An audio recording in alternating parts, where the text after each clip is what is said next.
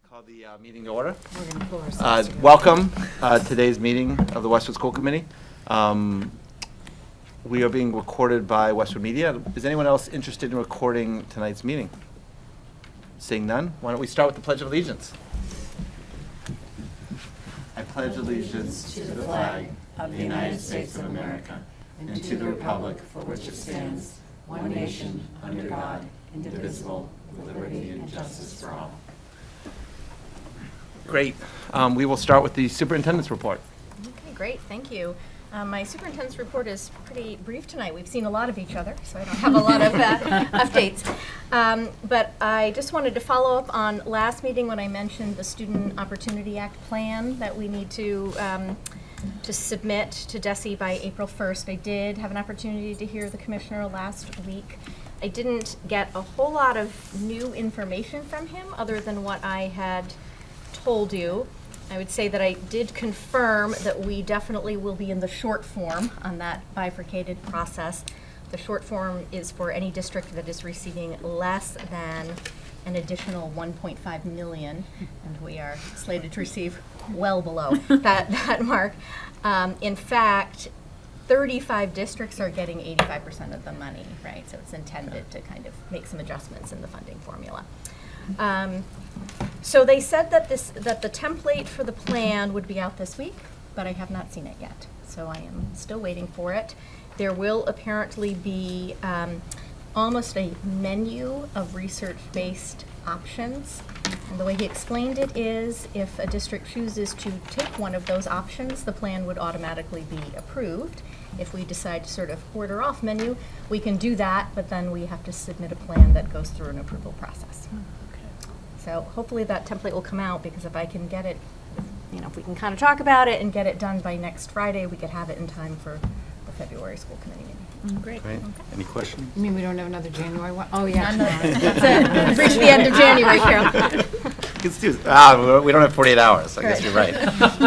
Well, if we adjourn at 9, we'll be back at 10. Yeah. Okay, great. Is that it? That's it, yes. All right, Thanks. great. So why don't we go on to the chair and the subcommittee liaison updates. Before we get to the building project, are there any other updates from anybody's engagement? Yeah. So I have an update well, I hope I'm not being premature, but the Hale Committee, so we had our last meeting for now. And I have to say that the committee was really great and very, very supportive of the schools. And I had a long chat with Eric Arnold and Jack Wiggin a couple of days ago, and they reiterated that the committee is fully cognizant of the fact that we have one, if not two, projects, and they fully support the schools in that Hale, not to get into the details of it, but the end story is they will not be jumping in line in front of us because they realize, how important the schools are. And hopefully at some point there'll be a very nice partnership between Hale and the schools. So I think that was an important point to realize. So there will be, we as a committee have to provide a report to the selectmen or to the board, select board. And once all of the members of the committee will be reviewing that, and then the formal recommendation will go to the select board. But I think it's great news. It right? is. We Good. appreciate that. Yeah. Well, yeah, thank you for the update. Thank you Sure. for serving on the working group. My pleasure. Any other before we get to the school building update? Okay, you want to give a quick update, Mia? Sure. So we had a community forum last week where the architects presented, the community saw the first look at the options. I thought it was really well attended. I have continued to be impressed by the engagement that the community is showing us with this project, and really very much appreciated. And we saw about 15 options. We went through them in detail, and people had the chance to kind of do a gallery walk and put up stickies on what they liked and what they didn't like. And we have compiled all of that feedback. We're in the process of reviewing it, and once we have it all, we're just going to post it up on the building website And it was very helpful to hear what people think of these plans. There was a lot of questions about site and also about, the remainder school, which keeps coming up. So we're well aware of that. We will be addressing both of those issues very shortly. Next steps is we are going to evaluate the 15 options and move to a short list, which will have about 6 to 8 options on it. And we hope to have that list by March with the goal, we're still on track for a June decision on the final project. The next community engagement session is March 2nd. I think it's Monday, March 2nd. We will be looking, I believe, at cost of the options. We're going to have some rough costs of what these will, really relative costs against each other of what these different projects will cost. And again, another opportunity for the community to come and learn a little bit more, and we welcome everyone. And we will be publishing more information about that. Great. But Any March 2nd. questions? I just would add, I think that's going to be an important community forum because the school building committee at its February meeting will get the rough cost, correct? And we'll start looking at our evaluation matrix, but then we'll have a month between school building committee in February and March where we actually take the vote. And so I think that'll be really important to get the community feedback Yes. in the interim so that we can consider that as part of the Yep, decision-making process. exactly.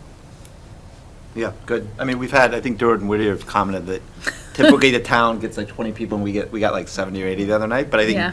even for this next one, maybe we even try to get 100. I don't know. They've you know. commented at the number for. Yeah, maybe we even, too, yeah. so- But this Yeah. one is a bit, I mean, they're all Sure. important, but yeah, maybe Yeah. we even do more to just make sure people Yeah. understand. Yeah. Okay, Well.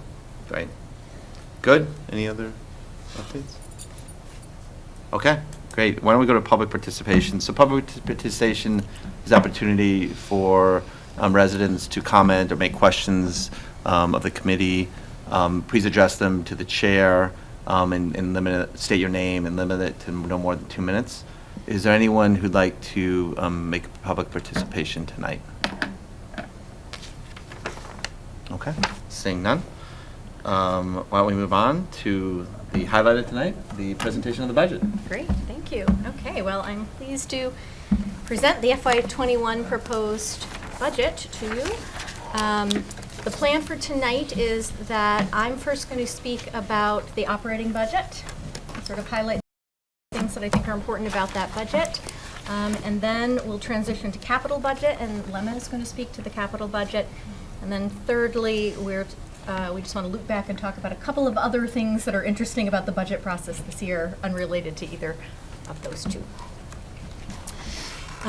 So first, just a word about process. So, of course, when we start looking at the budget process, we have to make sure that we're meeting our contractual obligations. This proposed budget is allowing us to meet those obligations, to also address some needs, and to move forward some of our priorities. We developed the budget internally with the district leadership team. We got input from all of our cost center leaders, and of course, we've had some conversations leading up to this moment at school committee as well. We've been collaborating with the town through the budget steering process, so there shouldn't be any big surprises here.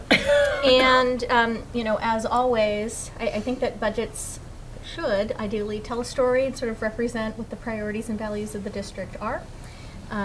All the things that we want to do inevitably exceed what may be our capacity, and so we do have some things in this budget that's been some requests that we've deferred to future budget conversations, and I'll talk a bit about that towards the end.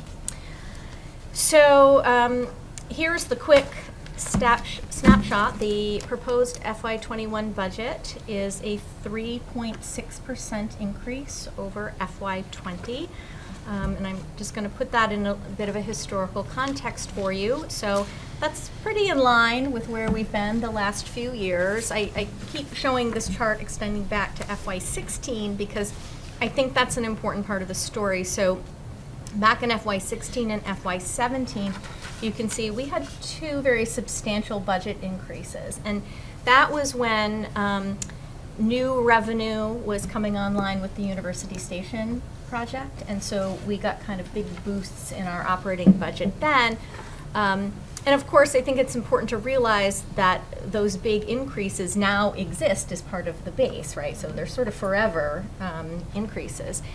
And that influx of funding in FY16 and FY17 is really what is allowing us to come in the threes, right? I think it wouldn't be possible to do that necessarily if we didn't have that very strong foundation to work on.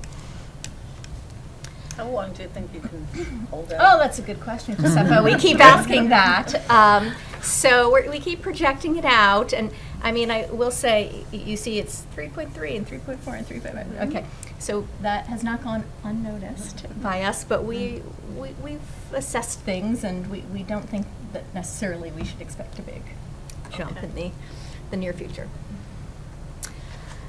So school budgets, of course, are largely about people, as you know. School districts are people-driven organizations. We know that kids' educational experience is largely about the relationship they have with the teacher in a classroom, right? And getting sort of high-quality, skilled people here is what we're all about. So this is about the simplest pie chart you can look at. You can see here that about 87% of our budget, our operating budget, is for salaries. It's by far what drives our budget. So if we take a look at this chart, at the budget by major budget categories, we see that, right? So you can see clearly that the salary line item is overwhelmingly where the dollars are. But there are a couple other things that I want to point out about this chart. So the first thing is that if you look under non-salary at the category special ed non-salary, the incremental change is a decrease of 10.8%. And that certainly is accurate, but I think that it is misleading. And so the reason that we have a decrease in special ed non-salary this year is because we've made a decision to take the equivalent of 1.5 positions out of what's called contracted services and deliver those services to students through salaried district employees. And so that decrease of 128,260, almost all of it, about 125,000 of it, is simply a move from the non-salary sped line up to the salary line. So there's no impact in terms of the bottom line with dollars, but the last column there is just showing incremental change of the line, the category itself. So there's no change in terms of what we're spending now, but what about benefits and so forth? Yes, so I mean, that's certainly a real cost, and that doesn't get charged to this Right. particular budget, right? However, and I'll get a little more into this later, the reason that we're doing that is we think it will allow us to provide more service with the same dollars. Because when we do things through contracted services, basically we're getting somebody through an agency, and so the cost, because it involves a fee to the agency, is higher typically than what it would be for a district employee. So we think this makes sense, and I'll say a bit more about that later. But I just wanted to point out that difference. The other thing that I just want to draw your attention to is that the incremental change for total salaries, 4.5%, might seem a little bit higher than what it's been the last couple of years. And it's really due to two, I would say, anomalous things about FY21. The first is what I just said, that change from non-salary to salary. And the second has to do with how we're budgeting for teacher salaries. So teacher salaries really depend on three variables, right? So they have a cost of living increase that's applied to the scale that's bargained. They receive a step increase unless they're on the top step. And they can also make lane changes, which has to do with accumulating graduate credits, right? So those three things determine someone's salary.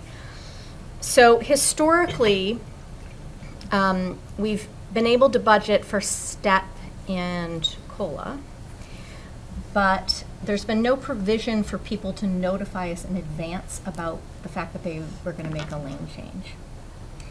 So what that has meant is they weren't accounted for in the budget.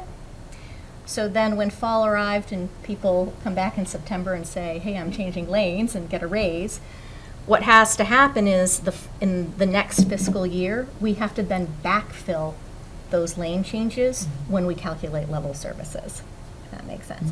So that's the way we've always done it. The last time we negotiated the contract last spring, we bargained a change where people will now notify us of anticipated lane changes in time for the budget process. And we just felt that that was important. We don't really have data at this point to let us know if the size of the lane changes in aggregate from year to year is a pattern or is predictable. So it might be that it's not predictable, right?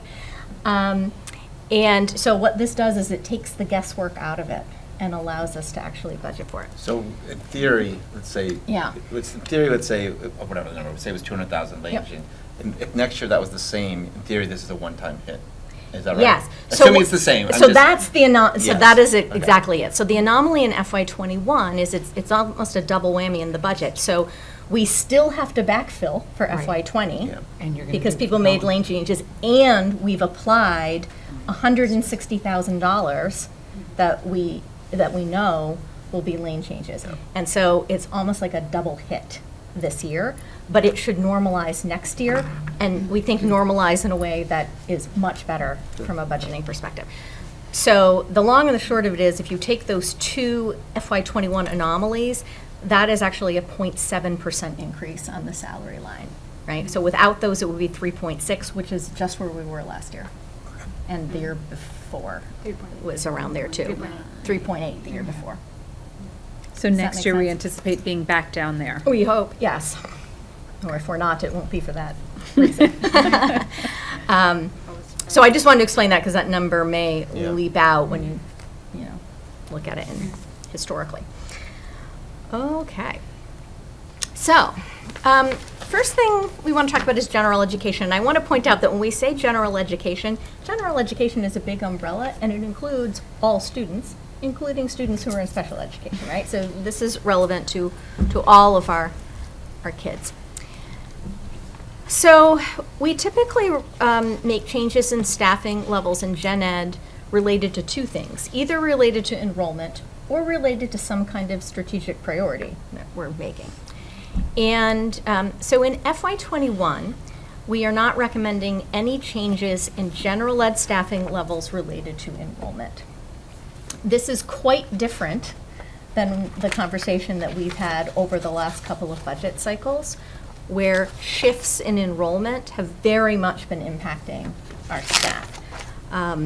So over the last 10 years, we've had some changes of how our kids are distributed across levels. But next year, you can see, we're anticipating very little change from level to level.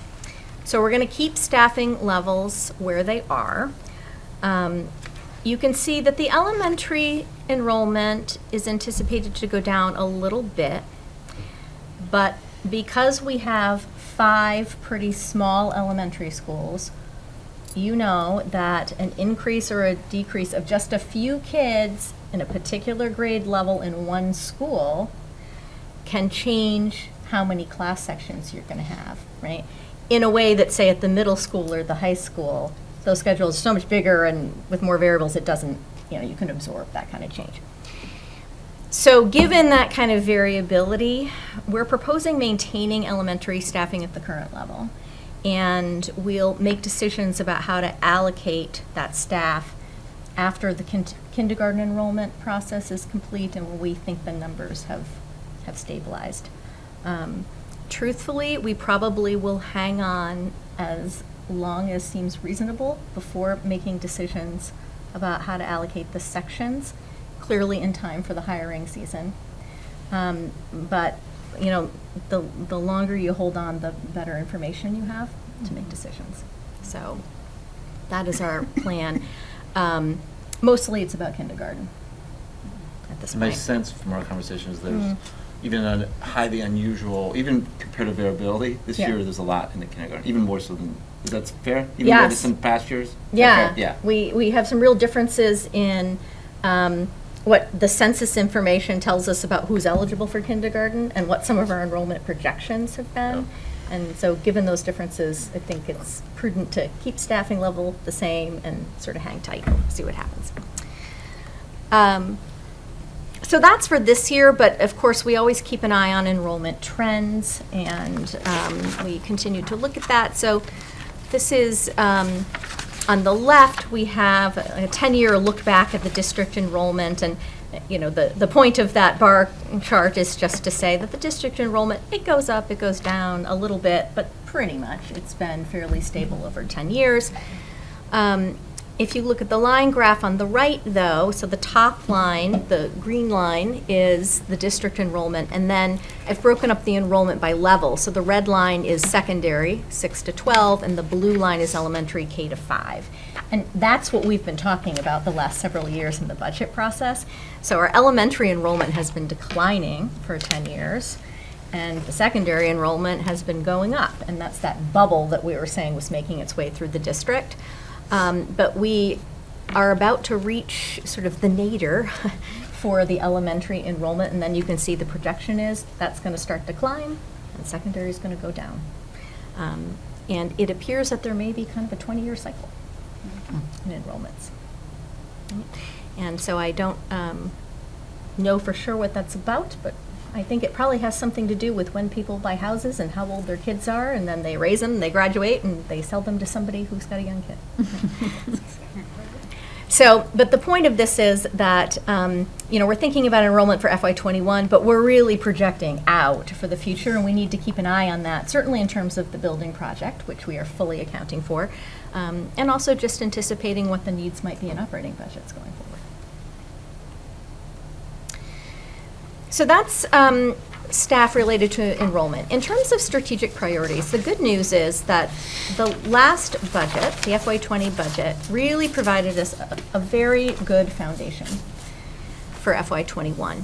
So I just put these up here to remind you that we added a lot of positions last year that were in support of the priorities on our district improvement plan, which has been fantastic.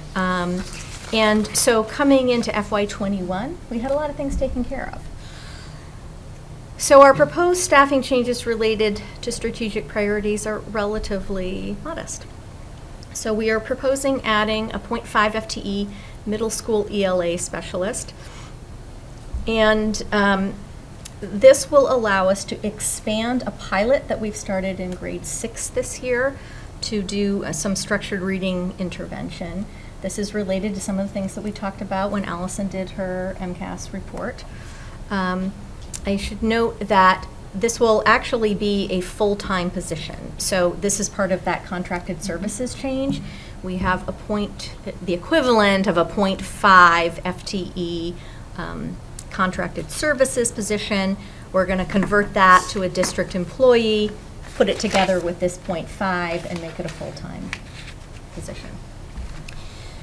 I think this is really important. It certainly is Mr. Redmond's top budget priority. And we had a lot of conversations about this during the budget process. And we did discuss the possibility of adding even more than this and making it perhaps a grade level model with sort of one specialist per grade. We think, though, that at this point it is prudent to just sort of roll it up and take a look at what happens. We've added curriculum leadership with the department head, and now we're working on this intervention model. We think it makes sense to wait and see what the outcomes of that are, particularly because when you're talking about intervention, presumably if you're intervening grade 6 and 7, it should decrease the need for some of that going forward. So we think this really makes sense. Has some follow-up on that? Sure. So what was the ask, may I ask? Well, so Mr. Redmond, you know, he went for it in his ask, and so he asked for 2.0 FTE. And this is? 1. So if you added so it's one more? Right. Okay. It would be 1 more, yeah. And so, just to understand the role of this person, are they developing curriculum? Are they working individually with just kids who are struggling with They're reading? working- Or are they they're working working with with kids. Do you everyone? wanna talk about that? Yeah, I can It's a talk about small that. group. It is. They piloted this year using a kind of reading screener and intervention program, and it identified students who are struggling with just the demands of that kind of more complex work that kids have to do when they hit the middle school. And it's so far shown some really nice results, but it's a teacher kind of running the screenings to sort of identify students. Looking at those versus other indicators, I mean, they have to look at MCAS and grades and things like that too, but then they select a group and run pilot programs, usually small groups, like a couple kids at a time, or maybe one-on-one, depending on need. So were they pulled out of class and they? I'm not sure how they scheduled them. Mike might be able to tell us from the audience. Sure, it's a combination of both. It really depends on the type of intervention that they require. Yeah. Sometimes that's better by accessing material that's in the class, and then sometimes it's better pulling them out and using a separate or a modified level to sort of achieve the skill that they were working on. Yeah. So what I would note is we've had real success with our ELA specialist model at the elementary. And so it's similar, it's a similar kind of model that we're using here. And it's we're starting in 6th grade? We started in 6th this This year, and this will And this- enable us to reach more. More 6th graders or reach I think 7th? 7th grade as well, Okay. is my understanding, correct? Yes. Yeah, we currently have one person that does this program. Yeah. And it's split between all 3 grade levels of needs, which is pretty Right. taxing. So Yeah. having 2 is going to really free us up to do some. So if we have that, and I'm not saying, I'm just trying to understand, if we have that service at the elementary level, Mm. is it not working well enough that we still have kids when they get to the middle school? Oh. Or is it really that That's a big a fascinating jump? question. You know, I do think part of it is that you're. Or is it You're having continuation? to read for content at the middle school. The and demands are really it's a ratcheted different up. demand. Yeah, Okay, so it's the yeah, big different jump. level of demand, yeah. And I think the demand isn't just in literacy time anymore. It's kind of an assumed part of science and social studies instruction, so kids are kind of having to navigate these types of texts that are more complicated, and it's where things start to kind of come apart if they need some extra brushing up. We're hoping that this is a way of kind of intervening and helping kids make that transition more successfully. Okay, so that's the first proposed position. And the second one is to add a .4 FTE Director of Safety and Security. And we've talked a little bit about this before, but basically we're proposing a new role dedicated to the continual review of the district safety and security protocols, including things like annual training for students, teachers, and incident management teams. And also, yes, I did. This person would oversee the continued implementation of the security audit recommendations. And, this just seems like a very important thing to have in place. And frankly, as we've been talking internally, we think we just need one person whose brain is dedicated fully to this issue. When would that person be? Where would they be? Like, where would we have them in the Physically. district? Yeah, so we would base them in central office, but they clearly would need to be, working district-wide. Do we still work with the police? Do we have a policeman? An SRO, we do. Yeah. Yep, we do. So that person would work with, Yeah, so when we wrote the job description, there's a number of functions, and one is to be the liaison with public safety in town. And what are the professional qualifications for this position? So, we're looking for somebody who perhaps has a criminal justice degree, but we're also just looking for somebody who has experience, perhaps in law enforcement. So we've posted because we've carved out a way to try to get the person on board in April. So fingers crossed that it could just continue into next year. And I'll tell you, we've gotten a lot of resumes so far, and I'm seeing people who are retired police officers, chiefs of police, people who have experience as security directors on college campuses, people who worked for the Department of Homeland Security. I mean, it's sort of interesting the profiles of people who are Good. applying, so. Have other systems hired such a person, other school districts? We actually largely, believe it or not, modeled our job description on Framingham's. Now, Framingham, that's a full-time role in the Framingham Public Schools. And I would say that the functions extend beyond what we've defined. But it is something, I have to say, I don't know of a lot of districts who are doing it. But we think it makes sense. Good. So what's as far as year to year? So the first thing this person will do is evaluate what we have in place, right? I mean, is that an annual evaluation? And it seems a little bit repetitive. I understand the training aspect Yeah. annually, but how do you fill the time after the first year? Right. So let me say, this may not be a forever position. Okay. And we've talked about it that way. So we have this security audit, and there are recommendations, and, that would be a finite amount of work. But the way that the recommendations were written, they're prioritized, and the auditors were clear that it would take some period of time, Okay. years to fully implement. So there's that. And I do think that, part of what's tricky about protocols is somebody does have to keep looking at them. And every time you have a drill or, a false alarm, you kind of have an after-action report and you think about that. And you say, well, what do we need to do now? And make adjustments. And then the third thing is that what's considered best practice does change. And I think we've experienced Yes, some we of have. that in the change in our protocols. So I don't think any dust will settle on this person, is my sense. And presumably, they would also assist with the project, the building Yes. project. Yep. Yep. So that's that. Mayor's always trying to get part of telling you. people's time. As many people in as I can. Honestly, lady. Exactly. You're next. I'm So already in. those are Good. the general Thank you. education I requests. just had a question of general Yeah. education. In the Yeah. past few years, we've been talking about expanding our coding from the third to fourth and fifth. And Yeah. have we begun to do that? We have. We have. Yes. I think in every elementary school this year, the librarians and ITCs have partnered on project-based work. So it's a little different than a class that meets regularly. It's more like a kind of hands-on task that kids are doing. But they're actually sort of applying some of the skills that they learn in the third grade class and then pushing them a little bit further.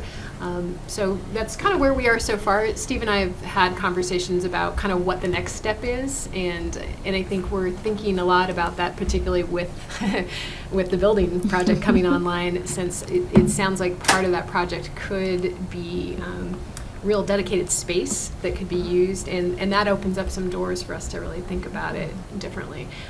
We're, talking with the librarians, talking with the ITCs, and looking toward, thinking about future structures that'll make that work. And have we looked into how other towns are handling this? It's just a few that are doing this at the moment. Are we learning from them, or are they learning from us Yeah. on how do you do it? I know Steve's going to talk kind of more broadly about kind of all of this, I think, in April, if I'm not incorrect. I don't remember, but he's on the docket He's for an on it. upcoming meeting. He's on it in terms Yeah. of technology use and where we're going with it. But I think we spend a lot of time checking in to see what's going on. We're still sort of out ahead of the curve, especially given the middle school program right now. So Great. My second grader was coding. Oh, there you go. So they're pushing it down. They- Pushing it down. Yeah. That's right. Okay, so special education. So just a couple of things to keep in mind. So in FY '20, 16.9% of our students received some type of special education services. And special education comprises 26% of the overall budget. And that makes sense to me, right? That special education services can have some cost associated with it. I think that having 16.9% of students on IEPs and have it be 26% of the overall budget feels about right. So that seems on target. Very notably, less than 1% of Westwood students are educated in out-of-district placements, and we have worked hard to make that be the reality. And first and foremost, it reflects a value that we have here in Westwood about educating students to the extent possible in their community. So if we can serve kids well in district, that's what we want to do. Our ability to do that, though, relies on really strong in-district special education programming. And we've worked hard over a decade, really to build out a number of programs. At the same time, I would just note that the cost of tuitions, and of course, if we send a student out of district, we're paying the tuition and we also pay for the transportation. The cost of tuitions continue to rise, so we need to budget for that. And we're finding that the more that we're able to keep students in district, our extended school year, or ESY programs, the budget for that is also increasing because we have a number of students who continue to attend their program in the summer. So we're kind of a 12-month operation at this point. Okay. So how is that different? I mean, wouldn't they be Well, or we here would just anyway? tuition them somewhere else. So it's where you're spending the dollars, right? So we're spending it on. So it should be less, right? Because Ye- they were keeping them here as opposed to sending them out during Yes, the so summer? whereas the tuition line might go up, Oh, I see. instead, Okay. we have salary Yeah, associated okay. with that. Yeah, it's always something. How Okay. do we compare with other towns? At 1%, is this Well, very, that's very low? It's very low. Some at 10%? not, well, I don't know about How 10, do but we have but any It's very low. statistics It's very on- low. Yeah. So it's, I'd be happy to do a chart for you of that, but it's very low and it It'd be reflects, interesting to see what other towns we you know, compare a ourselves with. decade where- of building. Yeah, where would you like they, me to do uh, that for you? Yep, I would be happy to put a chart together for them. yes. Okay, so for the purpose of the budget, I just want to make some distinctions here. So when we talk about special education funding, we are first and foremost talking about town funds, right? So when we're talking about the operating budget, we're talking about money appropriated to the school budget through the town meeting process.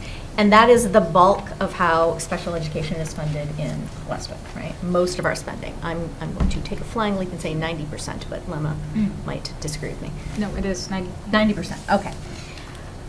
We also have other funding sources for special education. So we receive the federal IDA grant, right? That's another mechanism.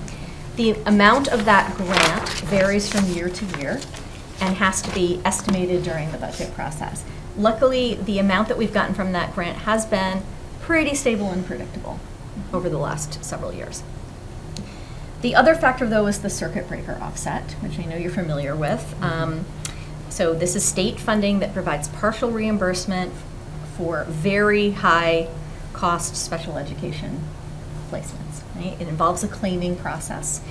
And the thing that's important about circuit breaker is that it's paid in arrears. So in a given fiscal year, we might have these very high costs, and we have to be able to pay for them up front. And then we claim them, and then a portion of it, and we don't know what portion, right, because they changed the percentage. Some portion of it then gets reimbursed to us the following year, so you can apply that as an offset to your current year cost. Okay, so the reason that that is really important to understand is that the operating budget, that the number that we vote at town meeting, does not in fact represent all of the spending that we do for special education.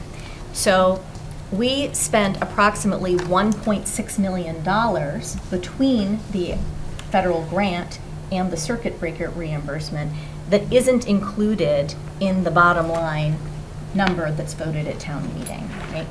And so I point that out because I don't want to give anybody the impression based on this chart where we have the decrease by 10.8%. The overall budget for special education has increased for FY21 for some of the reasons that we talked about, escalating tuitions and whatnot, right? And again, we've already talked about the fact that the decrease in the non-salary reflects that, you know, dollar neutral change between contracted services and salary. So as we're thinking about the special education budget, there are really 4 trends.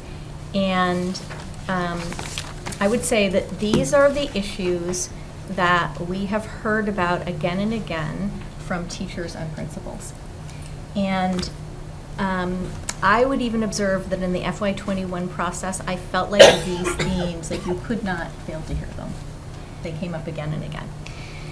So first, we're seeing an increase in preschool-age children who have significant and often complex special education needs. We are seeing an increased need for therapeutic programming, particularly for elementary age students who have emotional or behavioral challenges. We have an increased number of students in our transition program at the high school for students who are aged 18 to 22.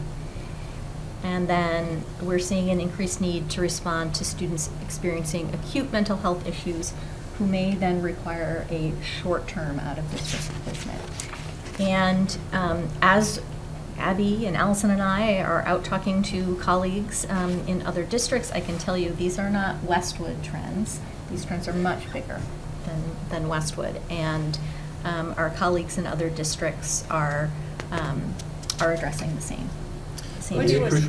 Oh, we all have questions. Blah, blah, Yes, blah. we all have questions, okay. Giuseppe, then the Charlie, then Maya. Go ahead, we start with you. What do you attribute that to, Abby, increase in preschool-aged students with significant, often complex special ed Sure. needs? So I think we're living in an age of medical miracles all the time. And so little children survive, premature infants survive, multiples survive and come to school, and they still sometimes have needs. And so there's, a real true fact that we need to respond to educate students. And that's sometimes a preschooler with significant complex disabilities. Yeah. You know, I've read stuff about vaccinations Mhm. causing some of these issues. And what do you think? That is not supported by the research. Right. Okay. My Charlie. question had related to it, it's more like, are we better at diagnosing? You know, there's one issue is there's more occurring, but are we better at recognizing the things that need help? And Absolutely, and we're better at intervening early. And we know the research tells us that early intervention is more valuable to students in their long-term growth, but it's also, quite frankly, more cost-effective, and it's also a better use of our resources. So we do that, and we're trying to do that more. The one thing I've heard, that 10 years ago, an autistic kid was almost, didn't know what to do. Today, there's all kinds of things that are being done. You know, the same child is there, but now there's a lot more Yep. things that can be done to narrow and direct them and all of it. So it's Yep. more new treatments coming up besides Yep. diagnosing them early. Yeah, it's terrific. Are you seeing any corresponding decreases in any mental health issues or in any special ed, or is it just all increases? Don't know that I could answer that without thinking about our data more thoughtfully. But what I would say is we are working very hard to intervene early, so when you see elementary age. Yeah. And I would certainly hope that the investment in that has long-term benefits for kids and families. Absolutely. Yeah. That's why you would do this.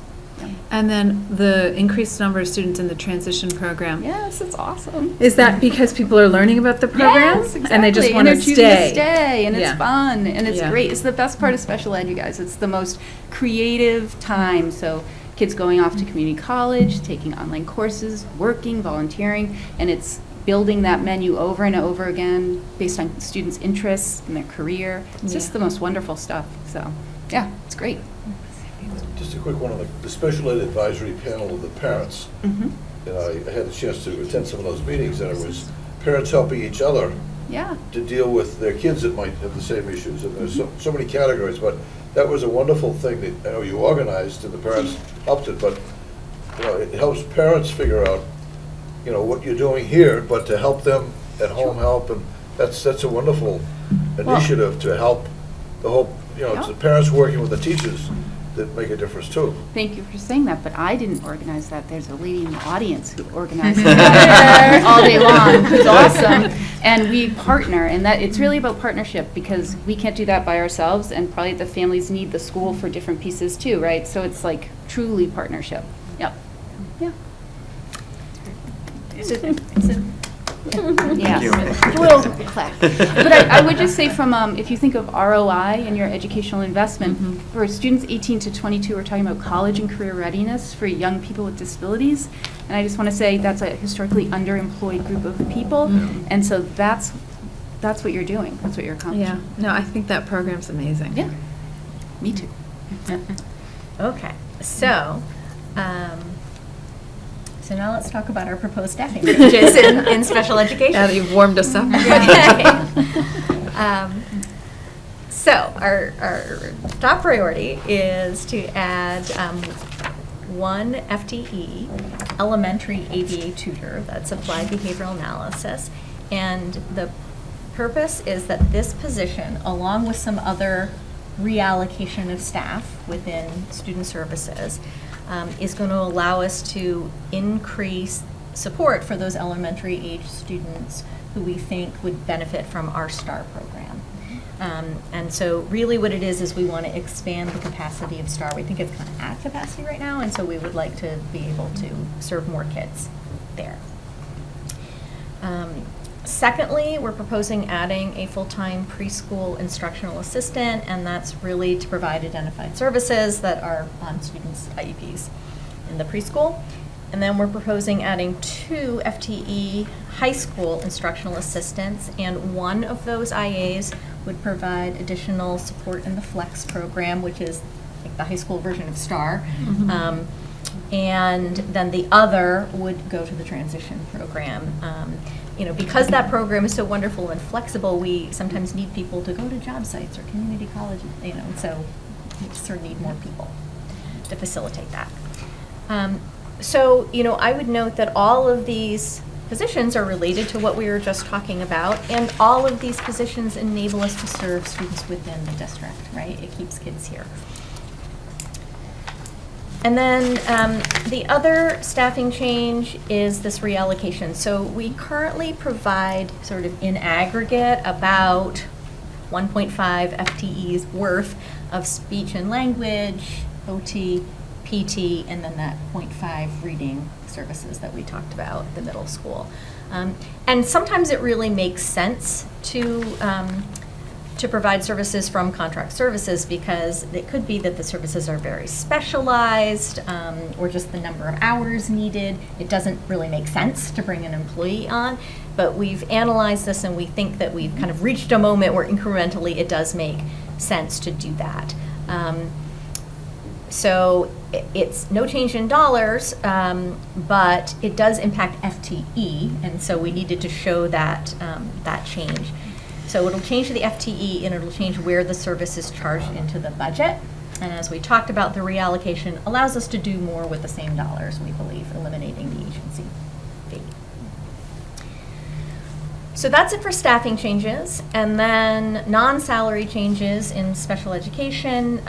So we're planning for a 3% escalation for known tuition. So we literally have calculated sort of who we believe will be out of district, what their actual tuitions are, and we're assuming they'll be 3% higher than that, which is pretty much a given.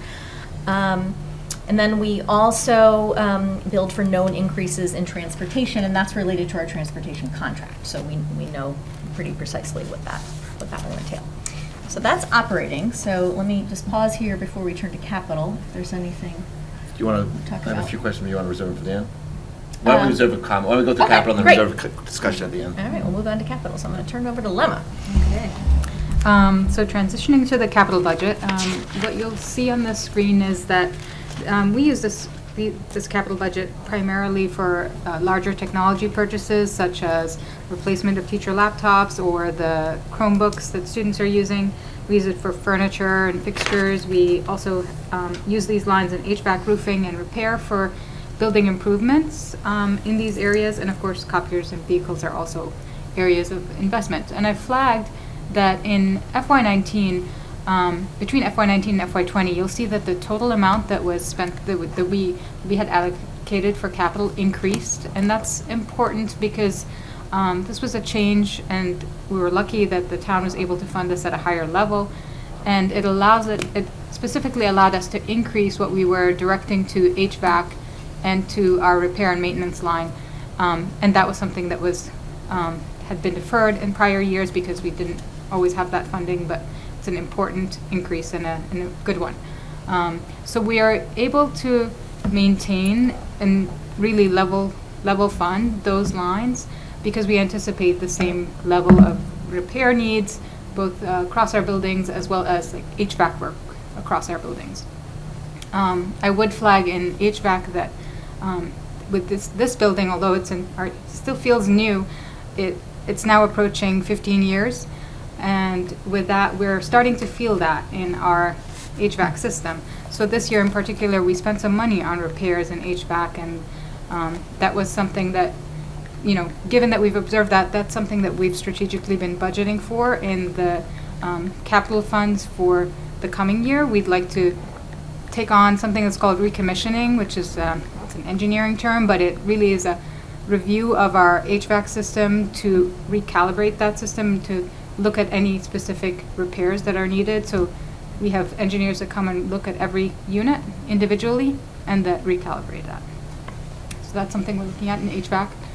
That's in the next slide, I highlight that one important change between FY20 and FY21 is that we're budgeting specifically for a vehicle. And that's because we have some aging vehicles, and one in particular that's over 14 years old. It needs body work, it needs mechanical work, and it's increasingly requiring repairs. And just to keep it safe would be costly, so we feel that it's time for a new one there. I've reduced what we've allocated to copiers. I didn't need to replace a lot this year, and I feel that we can, between the funds that we're carrying over from FY20, we'll be able to keep our copiers in good shape. Similarly, in technology, the allocation has dropped, but really we have not used our funds from FY20. We're planning as an intentional effort to retain those funds, the 150 that you see in FY20, for an expected purchase that's happening in FY21. So it's that 150 plus the 130, and that will be sufficient for our intended uses in FY21. So technology and roofing are two places that we're allowed to save for the future, right? And so that's how Steve thinks about his technology budget. If he knows a big laptop refresh is coming up, then he can plan for that. And similarly in roofing, we're not spending this, we're not spending an exact 100K every year. We are putting that aside so that when we do need a major roofing change, we have the funds. So what's the reserve on the roofing now? We were at 400 already, so this brings us up by another 100. Okay. So I don't know those how are the highlights. complicated this would be to do, but if you look at the maintenance ones, the 3 or 4 of them, and our elementary schools are 70 years old. And I tried to do this myself and I get lost. But how do we compare with other towns we compete with on average age of elementary schools? We're at the end of the spectrum as far as the oldest of the old. We keep them in great shape. The teachers are courageous. Kids, they don't mind having conferences in the hallways. But the bottom line is, we ought to be end up spending a lot more to keep these up to grade. So as we discussed, do we need a new school and all of this stuff? I think it's important to bring to the attention of the town. We've been doing a tremendous job keeping them functioning. There's no question. When we're way out of line with Needham and all these towns that have been upgrading over the years. Yes, and we have to maintain our buildings. So even with a new building project on the radar, we have some planned work this summer for the buildings that we've got. So we continue to make repairs as needed to our HVAC systems, to our plumbing.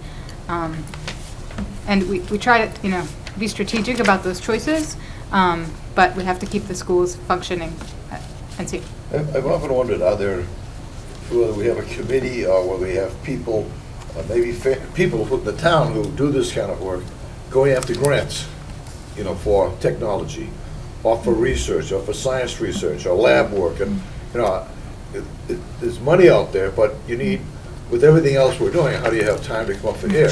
But bottom line is, there are those opportunities to get grants to help fill in, some of our science things and some of our other things. So I don't know if that's possible. I know we have a lot of innovative teachers who have done this on their own, kind of, but I think it's worth looking at. Are there those opportunities, because they seem to be increasing?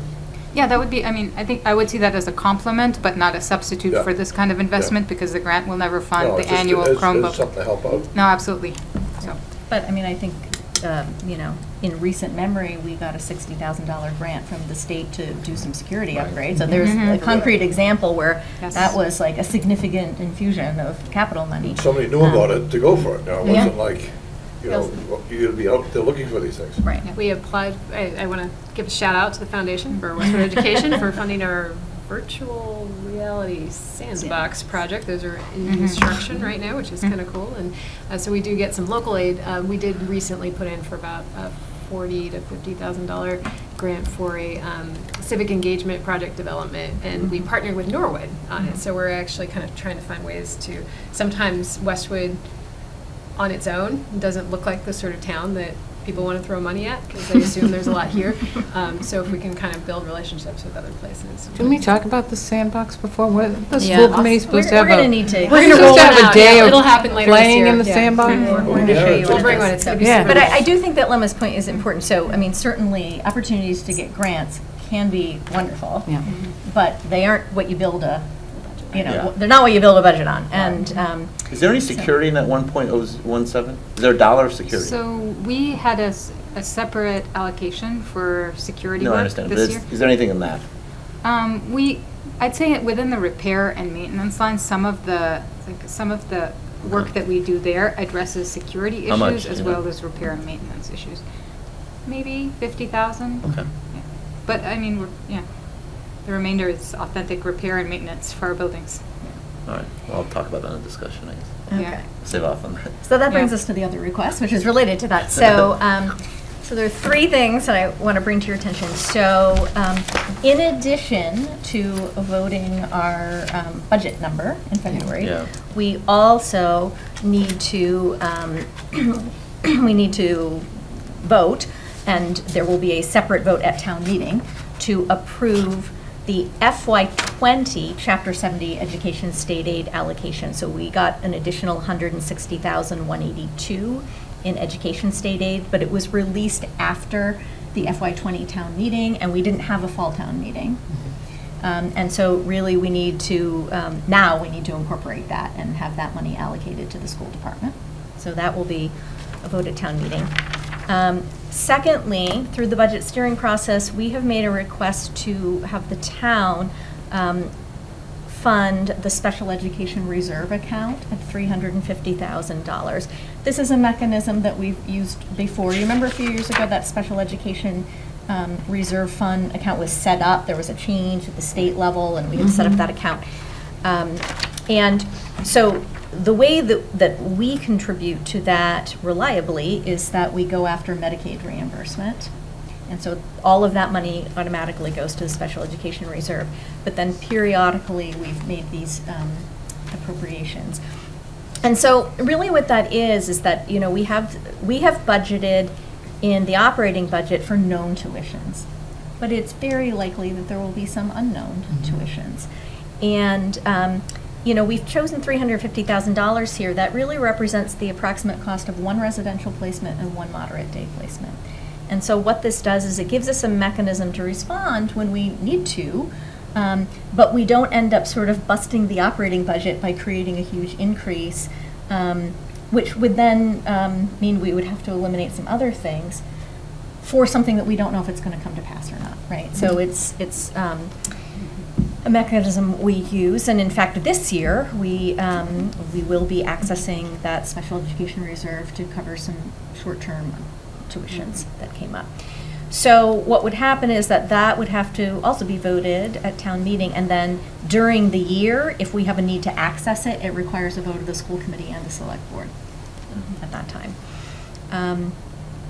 And then finally, in addition to that annual capital appropriation for the last couple of years, through the budget steering, we've talked about funding sort of additional capital projects. And this really reflects the fact that if you sort of look back to this, the capital budget was really underfunded for a number of years, and we had to defer a lot of things. And so these additional sort of one-time projects is a way to catch up a little bit on that. So to that end, we did phase 1 of 2 phases of the Thurston HVAC Univent project this past year, and it was funded using this kind of process. So we're asking for $150,000, which will allow us to finish that. Yep. And, you know, we've talked about the fact that when we think about capital investments, Thurston is a place that we do need to, you know, give them some love and invest some money, because that building needs to keep going for a while. And then secondly, we would like to continue security upgrades, thinking about the priorities in the security audit report. And so we're requesting $150,000 to continue that work. As you know, we had $100,000 last year and then the $60,000 grant.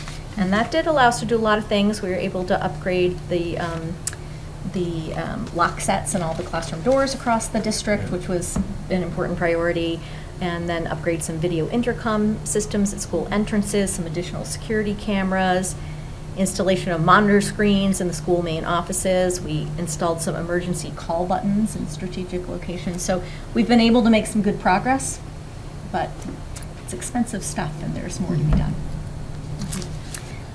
So that, I think, is, budget requests that were deferred. So I just put up here a list of things that were explored during the budget discussions, and we have deferred to future budgets. And I think I have them up here in priority order. It's a different order than you put in the book.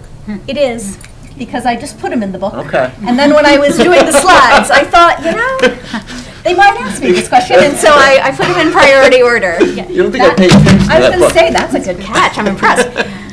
We'll give Tony a star. He read the book.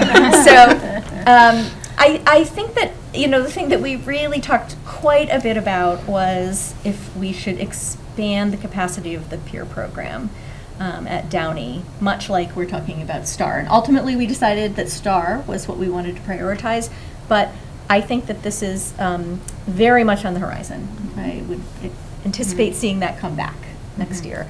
And then, in special education, we're really watching our contracted services allocation. So this is sort of separate from the question of transferring things, but it's just an area of the budget that we feel like has historically been overspent. And we think we might need, once we're done with sort of backfilling the kindergarten tuition offset, right? So next year is year 3 of that process. We think we probably will need to employ a similar strategy for a few years to think about contracted services. And then we talked about additional literacy support. We think we could use an increase in ELL staffing. There's just an unbelievable amount of regulatory demands around our ELL programs that right now I would say Abby is doing. Regulatory demands, Emily, what's the? Oh, gosh, Yeah. So both the federal, state, and local requirements for students who are English language learners have increased recently, both due to the Look Act, which the governor passed here in Massachusetts, and then larger No Child Left Behind demands. And ELL is a different subset of regulations than the special ed regulations. So it's like running speaking German and French at the same time.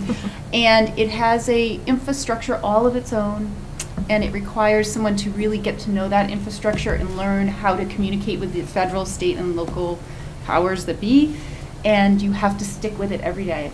So I correspond as your ELL director daily with the state of Massachusetts on ELL issues. And we have less than 30 students here. So it's a low incidence, high regulatory demand kind of topic. Are there new regulatory demands that are becoming effective, or have they Yes. already? They come all the time. It's like an unending cycle of energy towards documenting and refining. So if you think that special education has had a 50-year timetable to develop its infrastructure, the ELL process, the Look Act is 2 years old. And so they're racing to catch up, and they're racing to make sense of the financial terrain of municipalities, and it's very time-consuming. So how do they enforce it? Because if I there can are tell you. districts that can't afford the services, how are they doing that? So there are ELL funds through different title grants. We do not receive any ELL funds, however, we are under all the same regulatory burdens. So they would say, we won't give you your funds if you don't follow our rules, except we don't receive any funds, but we still must follow all the rules. And so it's a commitment, it's like a mental and personal commitment to What stick happens with if it. you don't follow the rules? It'll be part of Well, our. we're about to be audited, so audit. we'll find out, and I'll bring you the report. But what I would say is we have a lovely, thoughtfully personalized program here for our ELLs, and they do very well on our testing, and they have great outcomes. Yes. And then just, I couldn't get into all the details of the conversations, but more instructional assistants at all levels for various reasons were requested. And then, we talked about, is this the time to start adding an additional elementary science specialist?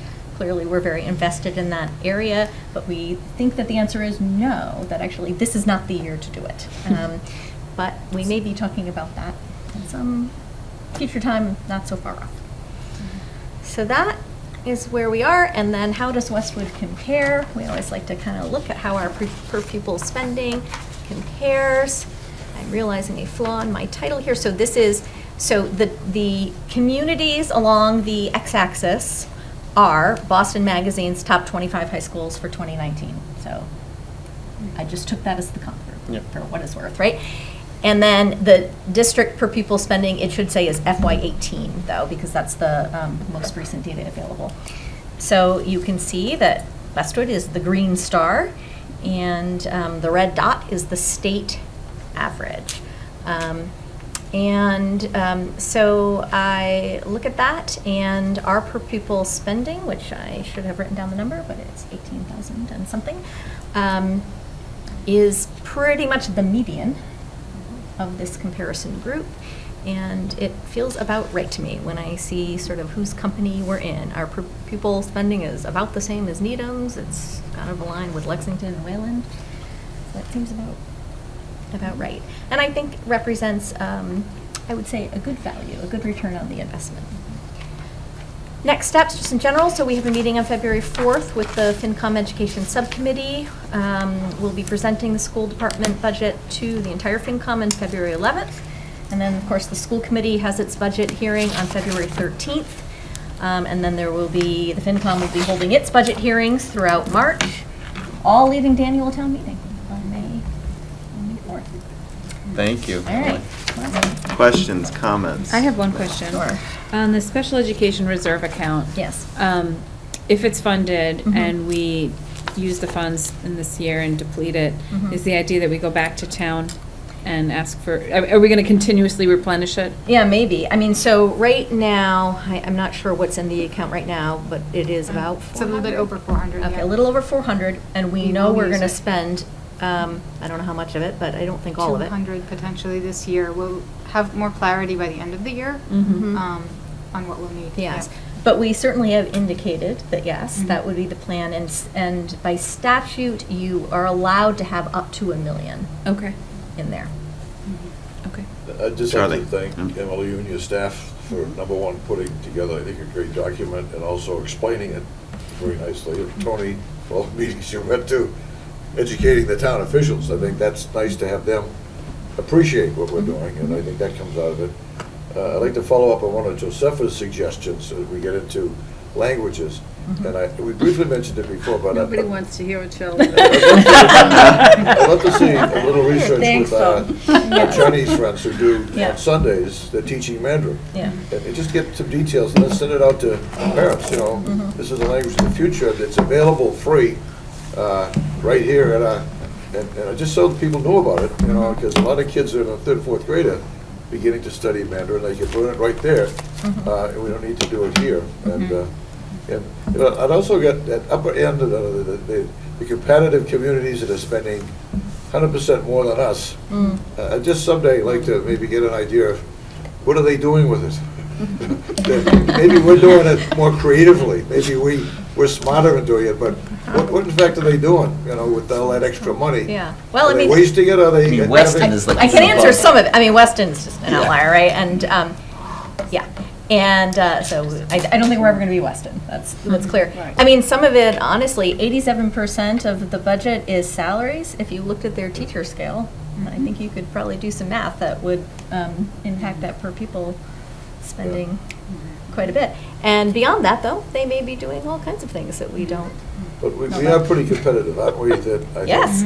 a lot of teachers, if there's an opening, would like to come here Yes, because of the creativity of Westwood offers teachers. yes. You know, it may not be the best salary, but there's other things that are offered here that I think makes it, Right. we're competitive in that respect. Well, and I should emphasize, we value our teachers, and we're committed to paying teachers well in Westwood. But I also think that teachers come to Westwood because I think we have a good professional culture in Westwood, and it's a place where they know they're going to be with colleagues who are sort of similarly committed and dedicated, and they'll get a lot of support from the community, so, yeah.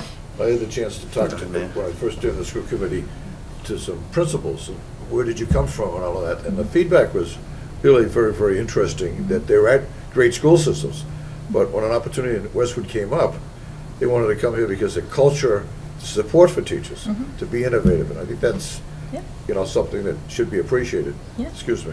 Absolutely. Sorry, I didn't Go ahead, mean to- Maya. Just a quick question on this chart. Yes. The schools at the bottom, are they the top 25 high schools ranked by Boston Magazine? Yes. Or are they they're not the top 25 for spending? No. So this is, you know how Boston Magazine does its Yeah. like rankings, you know, it's MCAS. best of, Yeah. right? Oh, So, yeah. so they would say outcomes, performance, you know, and I don't know all the metrics that they looked at, but things Yeah. like MCAS. So this was the top 25 list. But not And- in order, it's in order of spending. It's in order of spending. Yeah. Yes, sorry, it's in order of spending, per Yeah. pupil spending. So, but you can see, actually, it's interesting, because where we are, it's pretty Pretty close to where close we to are. where we are ranking. on the ranking. I mean, the ranking, I think I don't remember this year, were we 14th, 13th, 14th, somewhere in there. And so that's about Yeah. it. Okay. I did not analyze it, actually, to see if there was a correlation I know. between this and Get on for that. people. I don't know. Just for Kara, any questions? All right, can I have two? Please. All right, so first question, if you just went scratch, given the schools and whatever, would where the FTEs deployed be the same as they are in this book? If you didn't have incumbents? It's a broad question. Now I'm Yeah, putting you on the I spot. understand what you're saying. I have to think about that. I mean, because, I mean, Because I have a fault. It's a leading question. Well, I know where you're going. So my gut is to say yes, and I feel fairly confident Okay. of that. So can we do a double click, because I don't get it. Yeah. And you know where I'm going, it's the specials. Yeah. So we have 4.6 librarians, we Yeah. have 3.7 FP, we have 3.6 art, and 3.9 general music. And according to what I see, there's 1.0 librarians at Deerfield for 10 sections. Yeah. Okay? So we don't need to talk about it now. We're but- talking about okay, it. so but I don't get it. Yeah. Well, so first I would say that when we think about staffing for art, general music, Yeah. instrumental music, PE, Yeah. right? That's clearly directly related to the number of Okay. sections, right? I mean, that's absolutely what it is. So it's first and foremost related to the number of Yeah. sections. A little strange because there are doubles Okay. in different areas, Yeah. so it's not always the same Yeah. for the different specials. And then secondly, it is impacted by scheduling. Okay. So we have 5 buildings, but not 5 FTEs, so people have to travel. Yeah. Right? And we use the way we schedule specials to provide common planning time for grade level teams at each school. And I say that only to say that is our priority, so we don't always schedule specialists as efficiently as you Okay. could if you didn't have that need, if that makes sense. So there's that. Library, though, we don't say that the number of sections is the primary driver, right? So while elementary librarians do teach, so they do have classes that are assigned. Yeah. They have other functions that are unrelated to the number of class sections. And so what we've just done in the budget process and continue to do Yeah. is to say we want our libraries to be open and we want librarians to be pushing into classes because we think that some of the best instruction around kind of Yeah. library skills don't happen in like discrete kind of, now we'll learn some library Yeah. skills, but when you're doing science or you're doing literacy or social studies. So they're getting that's why. more library support at Deerfield in the classroom then, if I double click, than Yeah. they are at Sheehan. They are. And having Okay. somebody there, I mean, that I'm sure is true. So, but if you normalize, let me just Yeah. take that, if you normalized across Sheehan and there, Mhm. you wouldn't need a full-time FTE. I'm not picking on Deerfield, I'm not looking, you just picking on. Normalized If you across- normalize, said, you know what, we're gonna do so much time in the classroom. Yeah. And we're gonna do so much time Yeah. in library. Mhm. If you normalize for that across the schools, Right. Well, I guess I would say if you were, it's like in science when they say, well, pretend it's in a vacuum, and it's like, Okay. well, it's not, right? So, sure, I suppose Yeah. that would be true in the spreadsheet. But I would say that the reality is that in terms of our model wanting teachers to be Okay. collaborating with librarians, that's not the same everywhere, because you're dealing with different kinds of people who are more open or less Yeah. open to different kinds of I guess I'm collaboration. looking at 25 years of middle Yeah. school, Yeah. not performing, and I'm saying, is this the best use of resources? That's my question, and I think, and that's, I don't know what you guys think, but that's my question. Well, I think it's a decent question. Yeah, so, Yeah. that's the question, that's. Well, so we could think about that. So that's sort of a different question. I hadn't thought about that way. I mean, I was saying, are we comparing staffing across elementary schools? But you're saying, would you Well, if move you- it to a different place in the Yeah, district? if you I guess my question is, if you normalized, if you normalize for, I don't want to pick on library, just library, but if you normalize for that across the elementary schools, Mhm. then that in theory would free up Yeah. some capacity, and that's just one example. It would. And so maybe, it's Yeah. just a question, it's just a Yeah. question. Well, it's an interesting thing to think about. And part of what I'm thinking about, though, is that we happen to have some, strategic initiatives involving libraries and how we're thinking of them differently, and the maker spaces and the coding. Okay. So I don't know, I'm just honestly saying I'm not sure Okay, that okay. is a choice I'd make, but I'm certainly willing to think about it. Okay. Talk to I others. think what also might be interesting, Emily knows I'm a big library fan. But what might be interesting is thinking of ways that if we are seeing gaps, if there's ways that the librarian can Yeah. fill the gaps, I think right? that's a Because good at the end of the day, she's an instructor, or he is an instructor. Mm-hmm.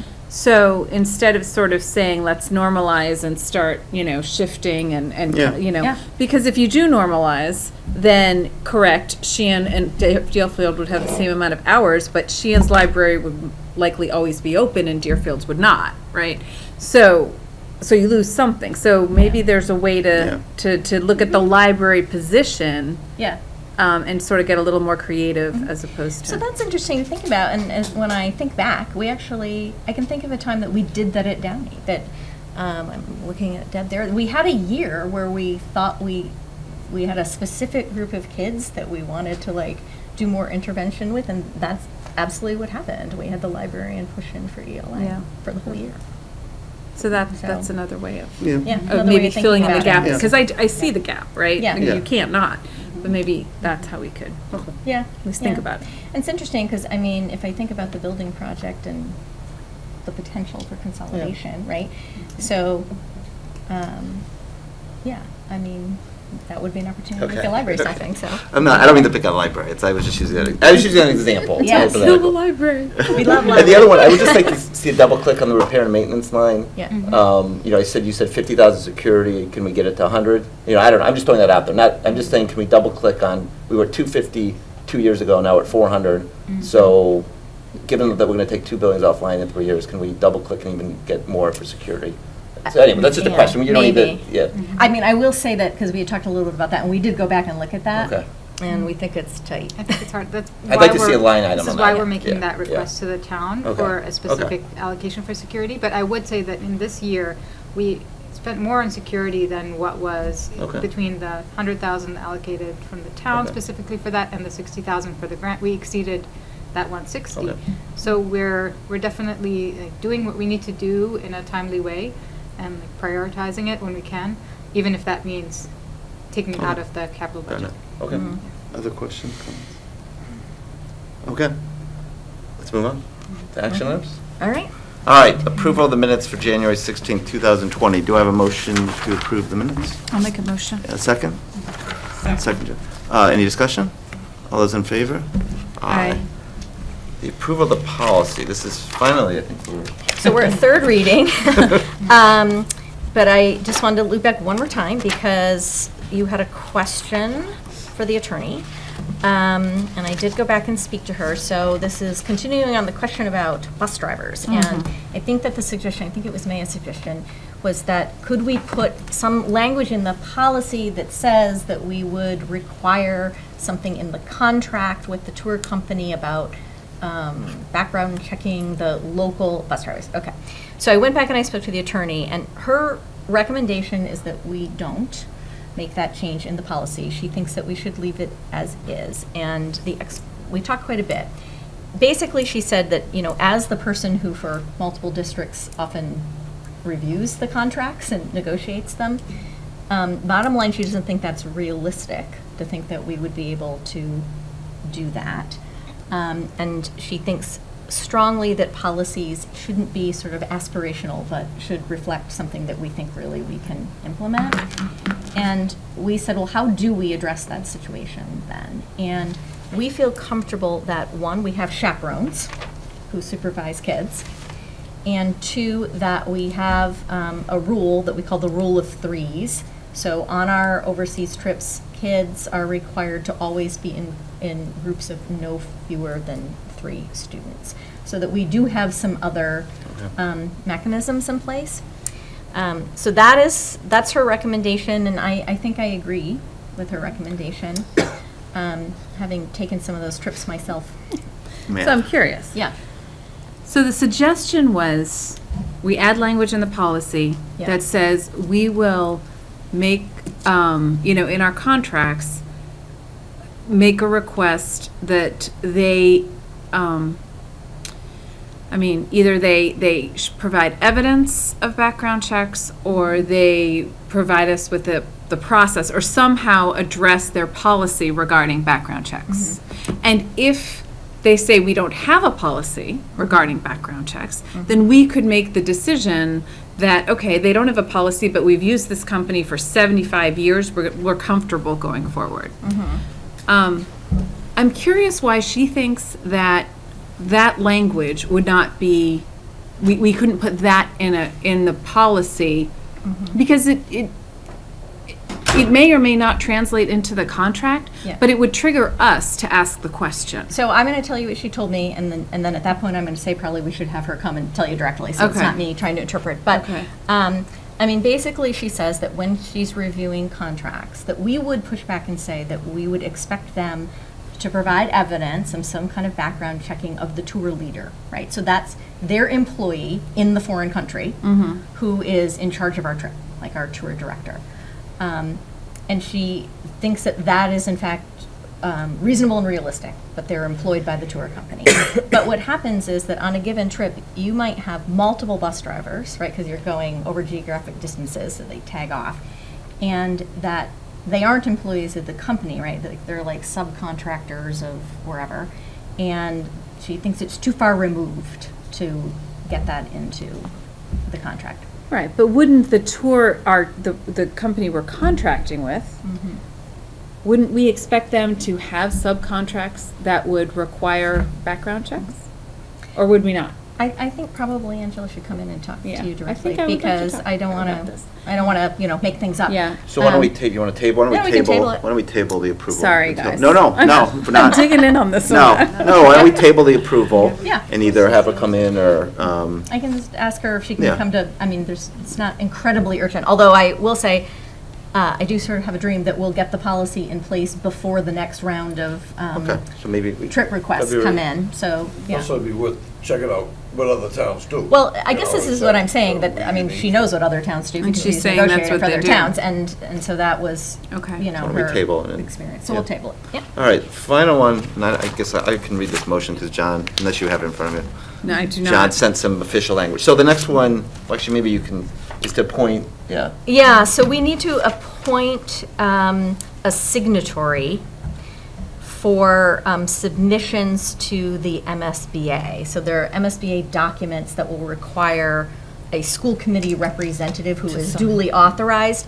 And so we've had a little conversation with the MSBA about that. We think what makes the most sense is to approve a motion appointing the chair of the school committee, so that then when the chair changes, you don't have to keep, voting. That makes sense. Okay. Because that's only 106 days away for me, thankfully. Really? Yes, I just counted that. Why wouldn't it be the chair of the school building? It has to be a school representative of the committee. school committee. This And- is for certain documents. But you are representative. Oh, you're saying appoint me by name. Yeah. Well, I think we decided the chair that of the doesn't school change, committee. right? Yeah, but the chair of the school committee has to sign every other document. Yeah. That's Okay. fine. And so we actually went back to the MSBA on this, because we said, why does this say duly authorized rep when every other document says chair? We don't really know why, but So hence for the continuity. So for continuity. So I'll we make don't the get motion. confused. The motion to appoint the school committee chairperson as the duly authorized representative of the school committee to sign all appropriate MSBA documents. Do I have a second? Any discussion? All those in favor? Aye. All right, I think that's it. Do I have a motion to adjourn? Motion to adjourn. Do I have a second? All right, all those in favor? All right, thank you. Okay, Thank you, great. everyone. Thank you. Thanks.